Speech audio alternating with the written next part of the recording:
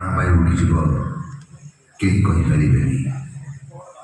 ଶବକୁ ଶ୍ମଶାନକୁ ନେଲାବେଳେ ସମସ୍ତେ ରାମ ନାମ ସତ୍ୟ ହେ ରଘୁରୀ ଛାଡ଼ନ୍ତି, କିନ୍ତୁ ଏ ରାମ ନାମ ସତ୍ୟ ହେ କ'ଣ ଶବଟା ଶୁଣିପାରେ? ଏଇଟା କ'ଣ ଶବ ପାଇଁ? ନା, ସେ ତ ସବୁଦିନ ପାଇଁ ଶୋଇଯାଇଛି, ଶୁଣିବ କେମିତି? এই কথাটা কেবল বঞ্চিଥିବା ଲୋକଙ୍କ ପାଇଁ।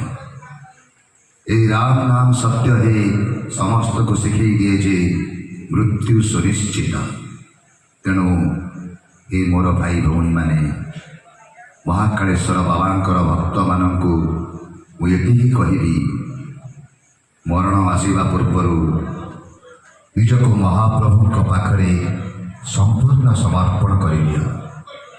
ଭଲ କର୍ମ କର, ସତ୍ପଥରେ ଚାଲ ଆଉ ପ୍ରଭୁଙ୍କୁ ସ୍ମରଣ କର। ଜୟ ମହାକାଳେଶ୍ୱର ବାବାଙ୍କର।